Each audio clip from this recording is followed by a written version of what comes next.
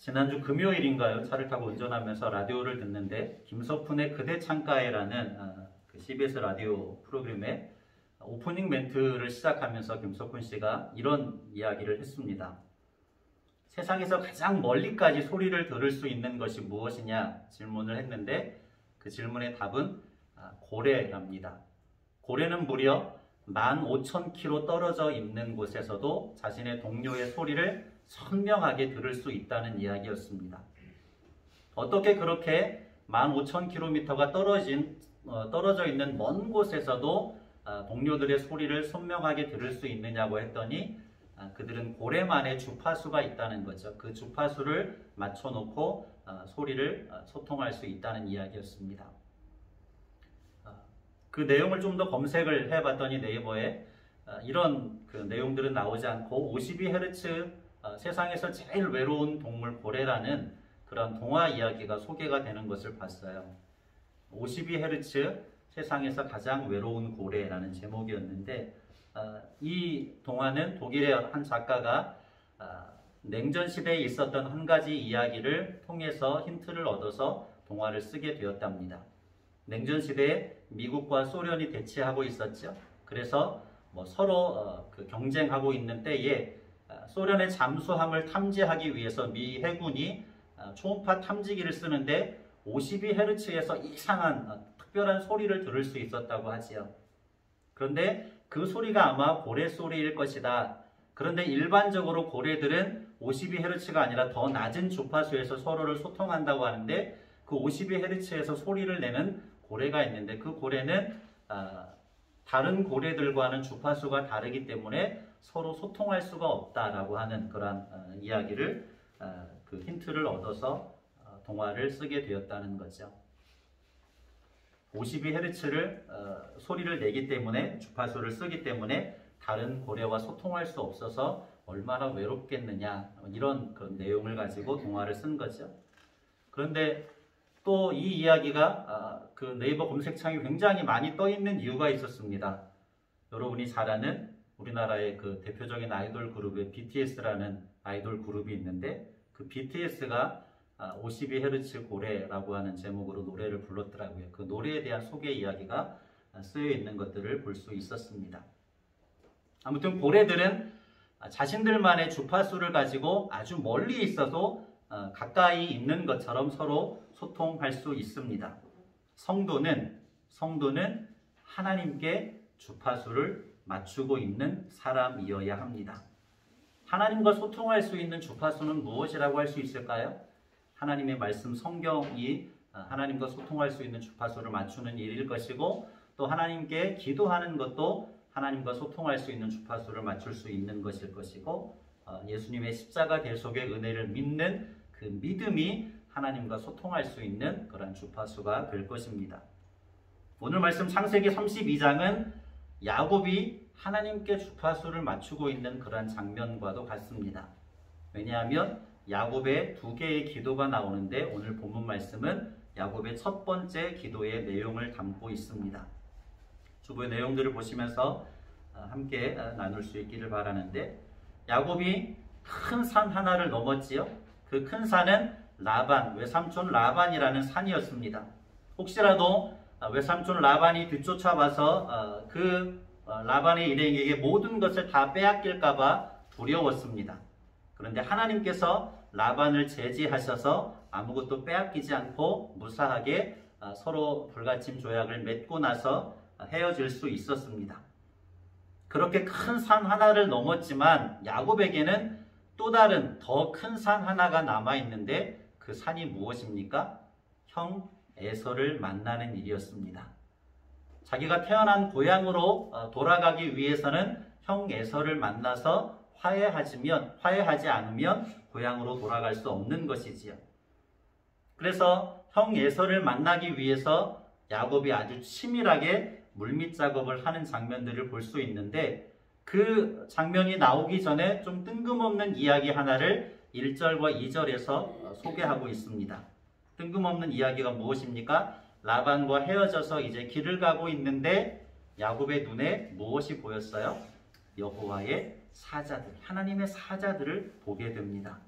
야곱이 그들을 보고 무엇이라고 이름을 붙였습니까? 하나님의 군대라는 뜻으로 마하나임이라는 이름을 붙였습니다.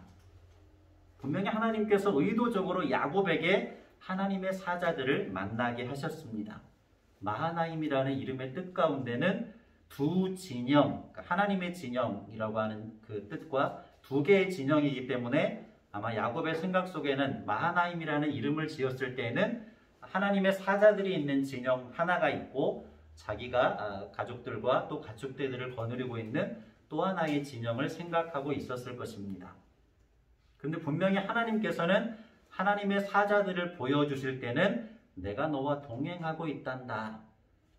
나의 사자들과 너는 하나의 진영이다.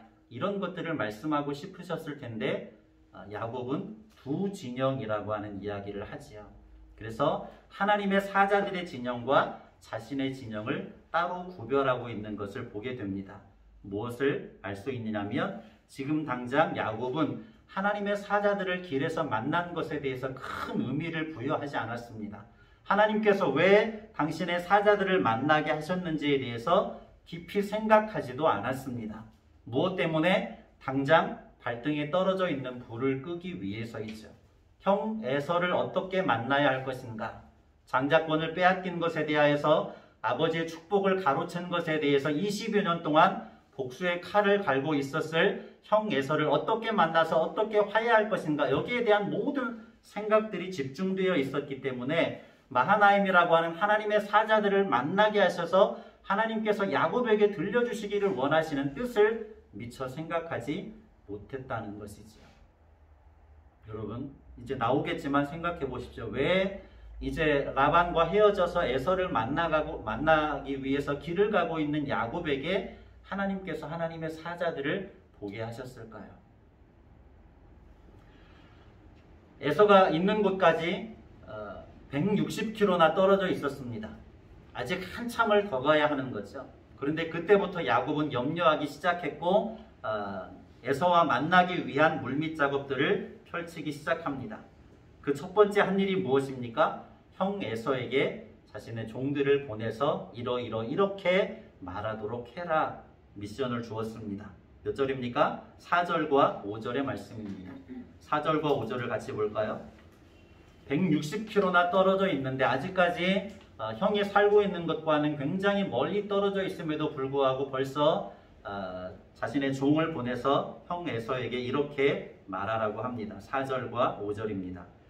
그들에게 명령하여 이르되 너희는 내 주 에서에게 이같이 말하라. 주의 종 야곱이 이같이 말하기를 내가 라반과 함께 거류하며 지금까지 머물러 있었사오며 내게 소와 나귀와 양떼와 노비가 있으므로 사람을 보내어 내 주께 알리고 내 주께 은혜 받기를 원하나이다 하라. 아멘. 예. 무엇을 알 수 있을까요? 형 에서를 어떻게 호칭합니까? 내 주라고 호칭합니다. 그리고 야곱 자신을 누구라고 호칭합니까? 주의 종, 에서의 종이라고 철저하게 자신을 낮추고 있는 것을 알 수 있죠. 형 에서는 높여주고 자신은 납작 엎드리고 있는 것을 알 수 있습니다. 그리고 5절 후반절에 이르러서 자신의 본심을 드러내고 있지요. 그 내용은 무엇입니까? 내 주께 은혜 받기를 원하나이다. 어떻게 해서든지 형 에서의 그 분노하는 복수심, 그 마음을 누그러뜨리고 무사히 고향으로 돌아가고자 하는 야곱의 간절한 마음을 알 수가 있습니다. 그런데 에서에게 소식을 전하고 돌아온 종들에게 들려오는 이야기는 어떻습니까? 암담하고 암울했습니다. 왜냐하면 형 에서가 400여 명을 거느리고 야곱에게 다가오고 있다는 소식을 들었기 때문이지요. 그 당시에 400여 명은 하나의 군대를 보편적으로 통칭하는 그런 숫자였습니다. 그만큼 에서는 군대가 될 만큼, 하나의 작은 군대가 될 만큼의 규모의 사람들을 이끌고 야곱을 찾아오고 있다는 것이지요. 그 이야기를 듣는 야곱의 심정이 어땠겠습니까? 7절의 말씀에 야곱의 심정이 그대로 표현되어 있지요. 무엇이라고요? 야곱이 심히 두렵고 답답하여. 그렇지 않아도 불안과 두려움이 가득했는데 에서가 군대를 이끌고 오고 있다는 이야기를 들었기 때문에 불안과 두려움이, 그 답답함이 더 증폭되었겠지요. 그 두려움 속에서 야곱이 취한 행동을 보면 참 야곱은 야곱이다 하는 생각을 하게 됩니다. 진짜 야곱은 야곱입니다. 7절이죠. 7절과 8절을 볼까요? 7절과 8절. 야곱이 심히 두렵고 답답하여 자기와 함께한 동행자와 양과 소와 낙타를 두 떼로 나누고 이르되 에서가 와서 한 떼를 치면 남은 한 떼는 피하리라 하고. 아멘. 충분히 여러분도 이해가 되시죠? 정말로 답답하고 위급한 상황 속에서 야곱이 한 행동은 자신의 모든 식솔들과 가축들을 두 떼로 나누었습니다. 에서가 공격해오면 한 떼는 피해를 보더라도 한 떼는 살리겠다는 거죠. 살고자 하는 야곱이 야곱다운 그런 모습을 보여주는 장면이지요.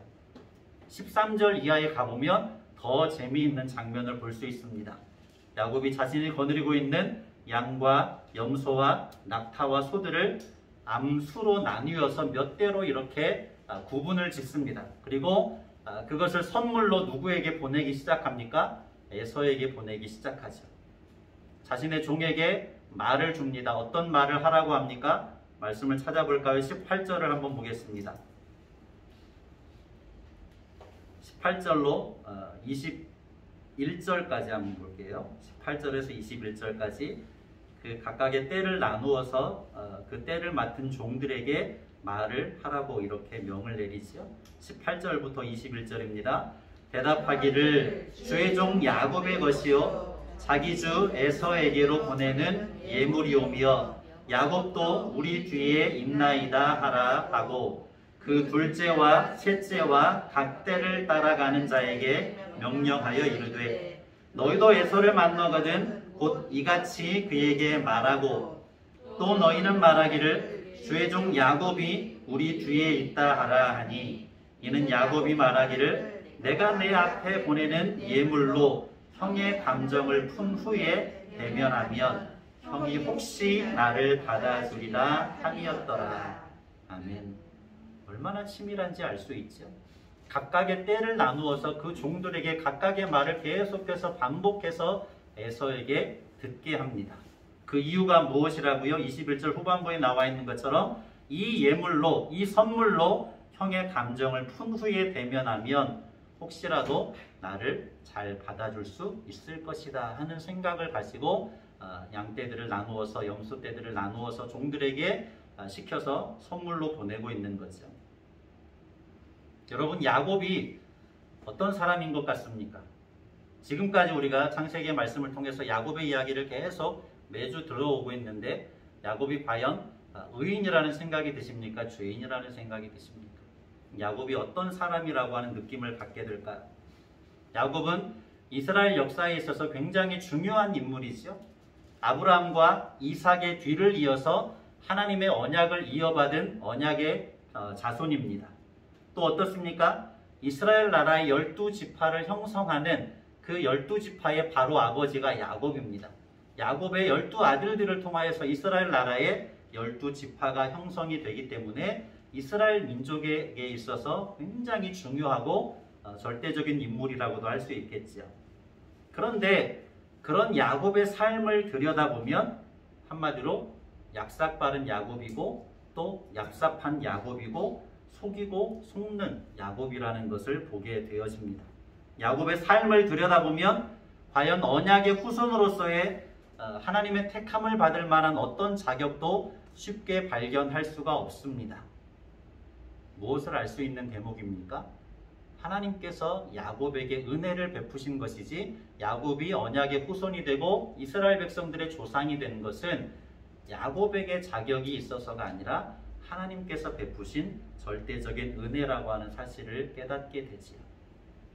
베델에서 돌베개를 자고 있는 야곱이 하나님을 찾은 것이 아니라 하나님께서 야곱을 돌베개를 베고 자고 있을 때에 찾아가셔서 만나주신 것이라고 할 수 있지요. 라반이 뒤쫓아올 때에도 하나님께서 라반을 제지하셔서 야곱의 모든 것들을 안전하게 지켜주시고 보호해 주신 것을 알 수 있습니다. 오늘 에서를 만나려고 하는 야곱의 모습은 정말로 약삭빠른 야곱의 모습을 그대로 적나라하게 드러내고 있습니다. 야곱이 야곱일 수밖에 없는 이유를 오늘 32장에서 분명히 발견하게 되지요. 그런데 그럼에도 불구하고 하나님께서는 야곱을 언약의 후손으로 택하시고 야곱의 삶에 철저하게 동행하고 계시는 것을 말씀을 통해서 깨달을 수 있습니다. 저와 여러분이 구원받을 만한 자격이 있어서 이 자리에 예배의 자리에 앉을 만한 자격이 있어서 앉아 있는 것이 아니지요. 하나님께서 특별하신 은혜 가운데 우리를 택하셔서 대속의 은혜 가운데 구원해 주신 것을 온 마음 다하여서 감사할 수 있는 그런 은혜가 있으시기를 예수님의 이름으로 간절히 축원합니다. 두 번째 단락이죠. 야곱의 기도, 오늘 말씀의 제목입니다. 다니엘 기도의 간증 가운데도 나왔던 말씀 한 구절이 시편 119편 71절의 말씀입니다. 고난당한 것이 내게 유익이라 이로 말미암아 내가 주의 율례를 배우게 되었나이다 라고 하는 시편 119편 71절의 말씀이 있습니다. 다니엘 기도회 기간에 굉장히 많은 은혜를 저도 경험했습니다. 그런데 간증자들에게 들을 수 있는 한결같은 내용들이 있었는데 그것이 무엇입니까? 간증자들은 막다른 궁지에 몰리는 것과 같은 정말로 참혹할 만한 고난과 고통 속에 역경 속에 시련 속에 내몰려 있었다라고 하는 사실이지요. 그 고난과 역경 속에서 처절하게 하나님을 찾았을 때 하나님께서 찾아와 만나 주셨다는 사실을 우리가 발견할 수 있었습니다. 그 간증들에서 한결같이 볼 수 있는 것, 많은 고난 가운데 역경 가운데 시련 가운데 그 속에서 하나님을 찾았더니 하나님께서 찾아와서 만나 주셨고 회복되게 해주셨다는 것이 그 간증자들의 한결같은 내용이었습니다. 야곱의 이야기로 들어가면 이제 야곱은 막다른 궁지에 몰렸습니다. 자기가 할 수 있는 것들은 사람의 방법은 모두 다 써봤습니다. 그런데 그 심히 두렵고 답답한 절박한 상황 속에서 자기가 할 수 있는 것은 다 해보았지만 특별한 해답이 나오지 않았고 그 답답한 마음은 더 커지기만 했습니다.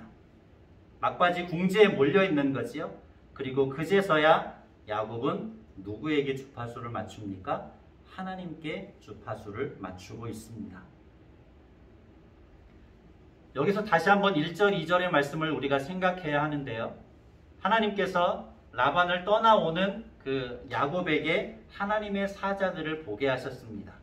그것을 통해서 하나님께서 분명히 야곱에게 들려주시기를 원하시는 음성이 있었습니다. 그 음성은 무엇이었을까요? 하나님께서 야곱에게 하나님의 사자들을 보게 하심으로 말미암아 들려주시기를 원하시는 음성은 무엇이었겠습니까? 야곱아 야곱아 너는 두려워하지 말아라. 너의 형 에서를 만나는 것을 두려워하지 말아라. 나의 사자들이 너와 함께하고 있잖니. 내가 너와 동행하고 있잖니.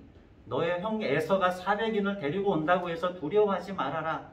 나의 군대가 너와 함께 있으니, 나의 군대가 너의 진영과 함께 있으니 두려워하지 말고 담대하게 나아가라.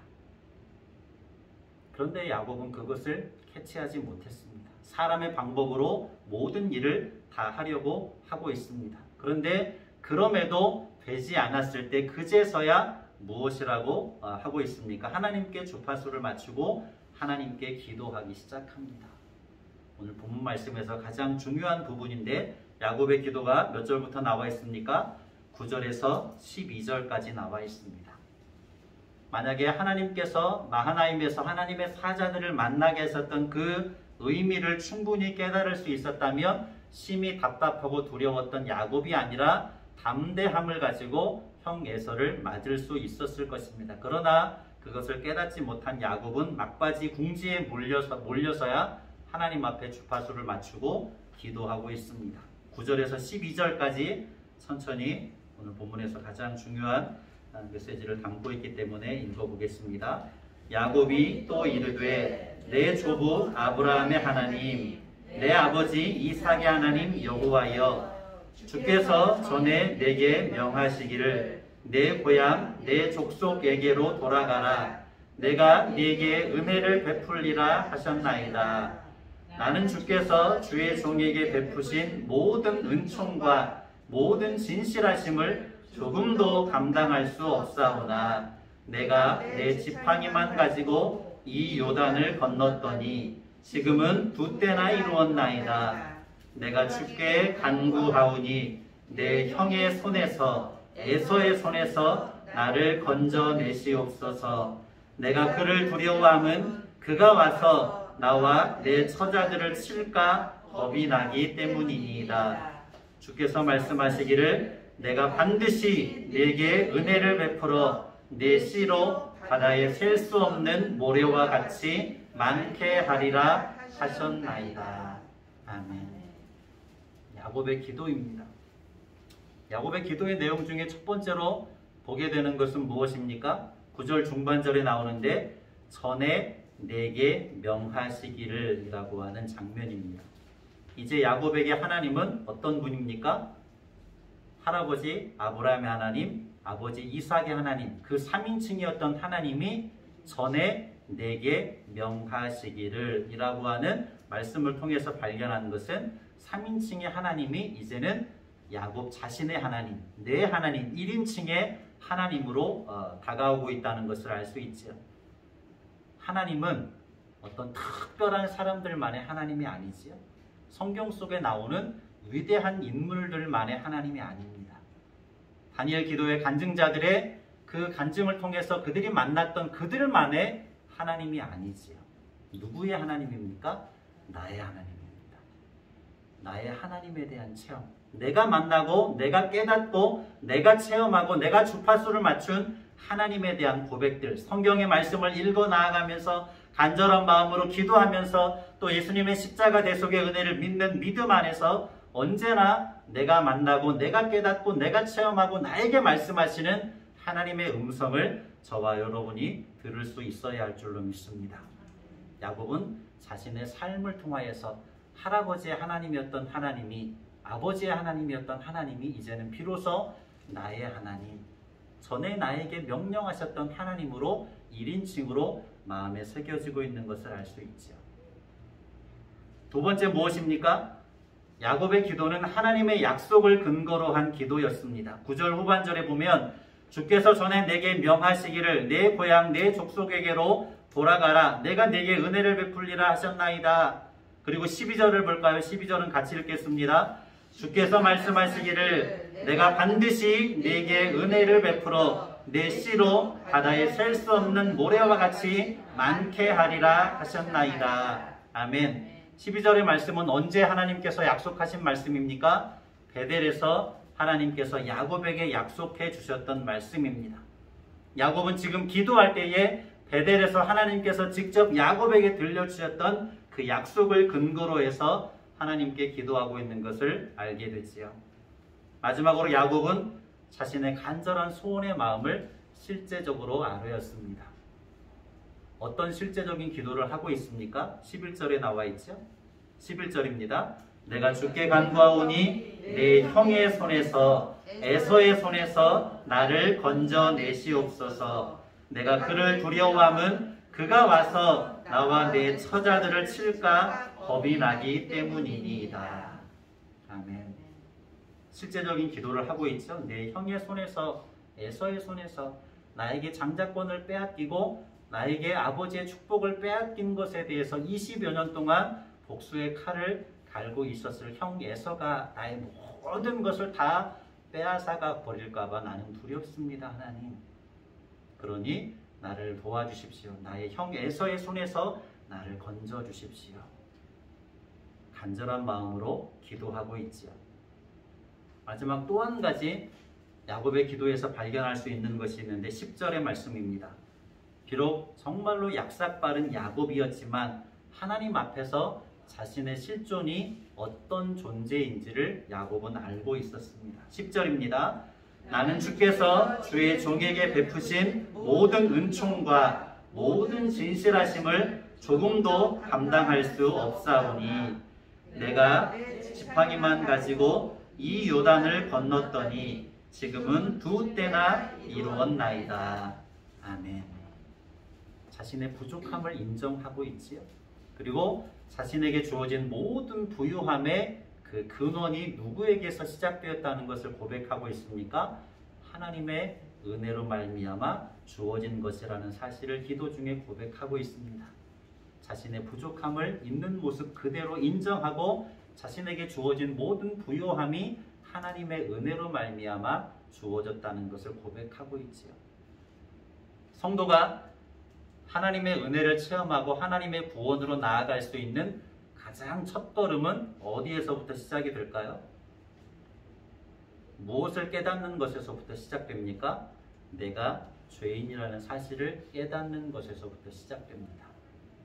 하나님의 은혜를 체험하고 하나님의 구원으로 나아갈 수 있으려면 내가 죄인이라는 사실을 깨달아야 합니다. 내가 죄인이라는 사실을 깨닫지 못하면 하나님의 은혜로 나아갈 수 없습니다. 성경의 대전제는 아담의 후손으로 태어난 모든 인생들이 죄인이라는 것이고 그 죄로 말미암아 공의로우신 하나님의 심판을 피할 수 없는 존재가 되었다는 거죠. 그것이 전제가 되어서 내가 죄인이기 때문에 그 죄로 말미암아 영원한 죽음에 처해진 존재였는데 하나님께서 나를 불쌍히 여기셔서 나를 구원하시기 위해 사람의 몸을 입으시고 오셔서 십자가의 대속의 은혜를 베풀어 주심으로 내가 구원받았다는 사실을 알 수 있게 되는 거죠. 그 첫걸음이 내가 죄인이라는 사실을 깨닫는 것. 내가 얼마나 연약하고 얼마나 무기력하고 무능한, 전적으로 무능한 죄인이라는 사실을 깨닫는 것에서부터 시작이 됩니다. 충분히 내 힘으로 할 수 있어. 그러한 교만함을 가지고 있다고 하면 하나님의 은혜로 나아갈 수 없죠. 하나님께서 나를 통해서 역사하시지 않습니다. 그 교만함을 철저하게 깨뜨리시고 난 후에서야 나를 통해서 일하시고 나의 소원을 들으시는 하나님이시죠. 말씀을 정리하지요. 오늘 본문 말씀에서는 야곱이 어떤 사람인지를 아주 적나라하게 드러내 보이고 있습니다.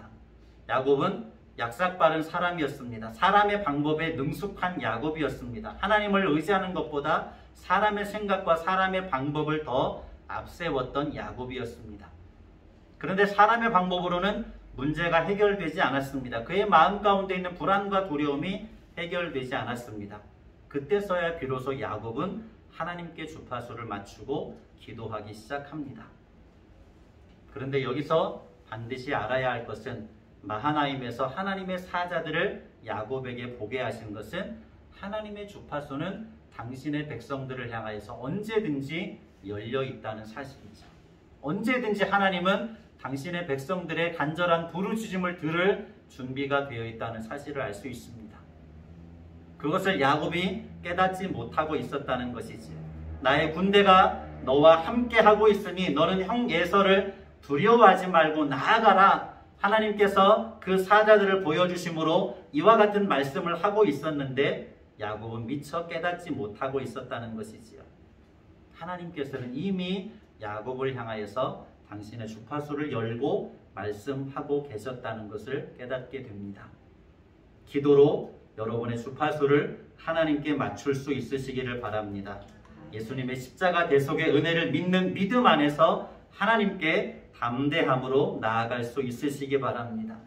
나의 연약한 모습 그대로, 있는 모습 그대로 하나님 앞에 아뢰일 때에 나의 삶의 실제적인 문제까지라도 하나님 앞에 솔직하게 털어놓을 때에 하나님께서는 우리를 들으십니다. 우리의 간절한 소원을 들으시고 기도를 들으셔서 때가 참에 가장 좋은 응답의 역사를 반드시 이루어 주실 줄로 믿습니다. 이번 한 주간에 하나님께 기도하실 때에 이 말씀을 꼭 기억하시기를 바랍니다. 기도할 때에 창세기 32장을 펴고 9절에서 12절까지를 두세 번 읽으십시오. 그리고 야곱이 기도한 것처럼 여러분의 소원을 하나님 앞에 아뢰이십시오. 여러분이 간절한 마음으로 아뢰이는 그것들에 대해서 하나님께서 가장 적당한 때에 가장 좋은 방법으로 역사하실 것을 믿습니다. 기도합니다. 존귀하신 아버지 하나님, 오늘도 야곱의 기도를 통하여서 우리에게 말씀하시는 하나님의 음성을 듣게 하신 것을 진실로 감사합니다. 야곱이 어떤 자격이 있어서가 아니라 하나님께서 야곱에게 은혜를 베풀어 주셔서 하나님의 사자를 보게 하셨고 또 야곱의 기도를 들으신 것을 깨닫게 됩니다. 아버지 하나님, 우리가 야곱의 기도의 모범을 잘 배워서 우리의 주파수를 하나님께 맞추고 하나님과 늘 소통하고 교제할 수 있는 믿음의 삶을 살아가게 하여 주시옵소서. 간절히 소원하며 예수님의 이름으로 기도드립니다. 아멘.